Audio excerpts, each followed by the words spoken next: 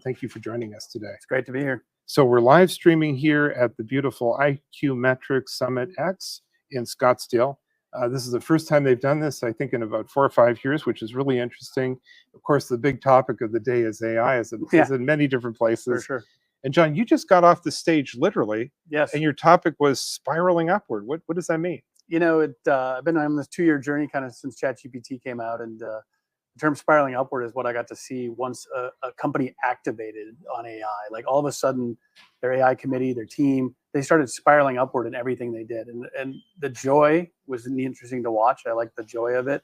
The collaboration that it created, the human connections that it created by using AI was great, versus there's automatically some people who are thinking like AI is scary. Yeah. AI is like, it's going to take my job. AI is going to make us not connect as much because the computers are going to do everything. What I found is if you walk people through the process and you get people to do it and they start to lean into it, it really starts feeling like a winning streak or a spiraling upward. And I use the term spiraling, like all of a sudden people are like, oh, what about this? What about that? And, right. And it's like the ideas start to spiral upward and you get more momentum and speed when you activate AI properly inside a company. So it's been really good. And I felt really lucky to be back at the IQ Summit here to see a bunch of old friends and be a part of communicating what I've been doing for the last couple of years with companies.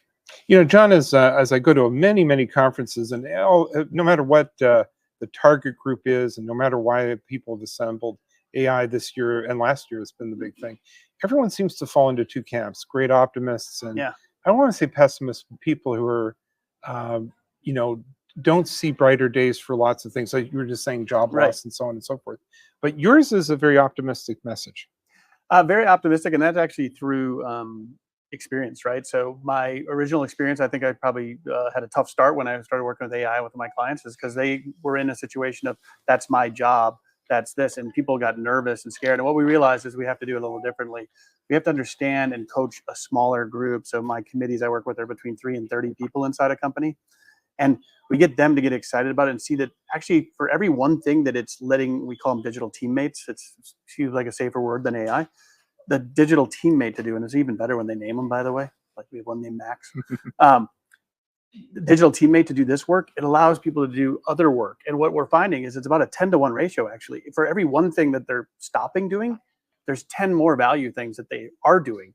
And they're getting excited about that. But we need to start that in a kind of an incubator inside the company to get people to lean in, and then other people to start hearing about it. And they start going, what do you mean you got to do this? Yeah, I got to do this. And again, they lean in, and people want to lean in and learn more, versus the initial reaction is like, oh, kind of stay away. And that's negative. So we do want people in that original group to be kind of curious, optimistic, and kind of have a determination to kind of push through, because AI is not a magic pill. It takes some work, it takes some effort. It's a lot like a new employee. They're not perfect day one. Right. You need to coach them and mentor and tune them and get them better. That's what AI is all about. And getting the emotional side of this right is critical. Now, it seems when I talk to people that are talking about AI in relationship to retail, the ultimate purpose of this is to create sort of very unique experiences. Yes. Reasons to come to the store. Yes. What's going to make great about coming to the store is, there's some really neat ways, and retail's got there's some real easy stuff to do, like on the set as a retail before going into the store, like doing things around leases and hyper marketing. Like if you're in a small town that has a great football team and you want to grab every night there's the scores and highlights of the high school and get it into your social post at a local level, you can do that for community. But I think the real magic is that a real experience inside the store where you can work with people, the sales reps, the people inside the store, and get them to be way more intelligent, again, kind of the spiraling upward, by having real role playing in a safe and expected way. I talk about record your best, train the rest, and they'll all become your best. And we all love great retail experiences. Right. And this seems to be an interesting theme I've been hearing. In fact, we were talking earlier with Trish Sale and some other people that, the days of just walking into the store and buying your cell phone and walking out, that sort of cozy old model, that's long gone. Yes. The organizations that are out there doing retail it needs to be a place you want to come to. Yeah. You want to be able to come there. You want to make it feel comfortable when you walk in. You want the staff obviously be knowledgeable. There's the basics of like good location that matters. You want to feel part of the community. And Actually, the AI can really help with that. They can really help you make people much more comfortable. You can have a daily update every day generated by AI that every rep in the store knows what happened in the town yesterday, knows what happened in the Wow. neighborhood yesterday, right? Well, now they have 1 minute of like, hey, here's what's going on. Here's the new product, and here's a couple people selling it in their ear before they walk onto the floor. Because what retail sales staff had, if I said, hey, a customer walks in, you go, tell me about this, and they don't know what it is yet, now it's a bad experience for both. The retail sales rep is like, oh, Right. I didn't do, and then the customer is like, this person didn't know enough. Well, now there's simple ways to get that message out to every one of those retailers. 5 minutes before, they can just listen to, here's what it is, here's the key couple things, here's a good way to position that. Tell the story about the product. People love stories, and it'll be a better experience for everyone. You know, John, I think you just nailed it.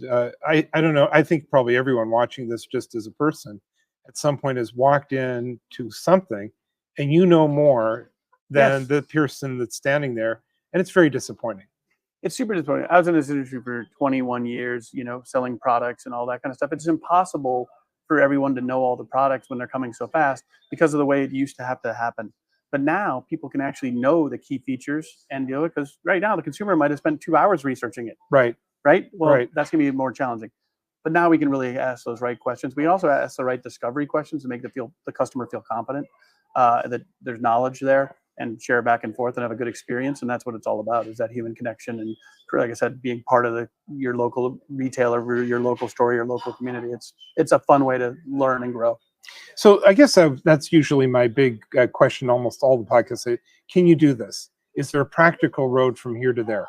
Absolutely, there is, and I did it through trial and error with my clients. Right? What we had to do is really start with the basics. So typically, when we go in and identify possibilities, we'll find 30 to 100 possibilities of what they could start to use with AI.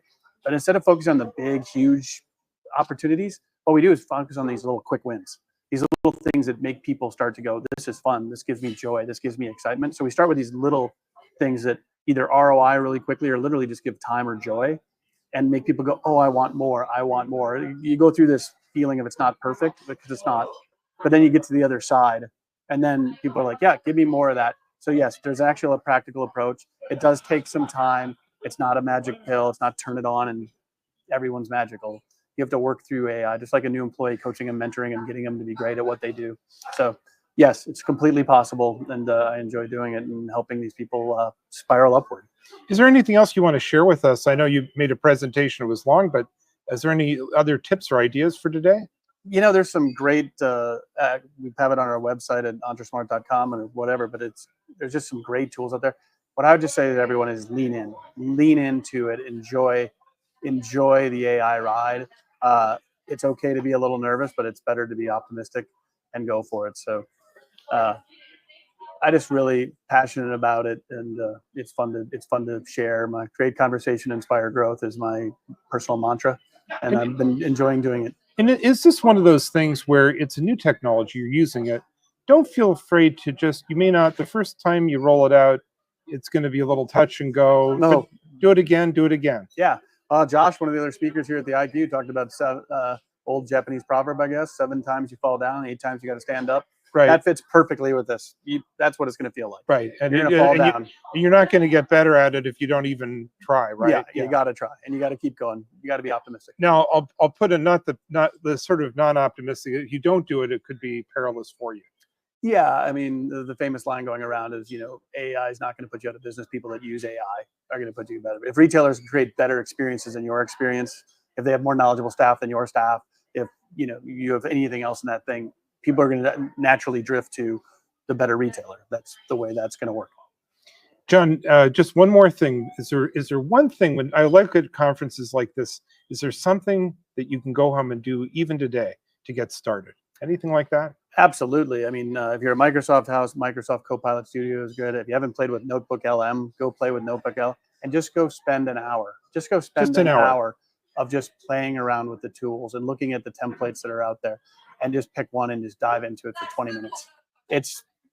You'll get it. You'll get the bug. You'll automatically lean into things that'll make the most difference to you. So I'd recommend that.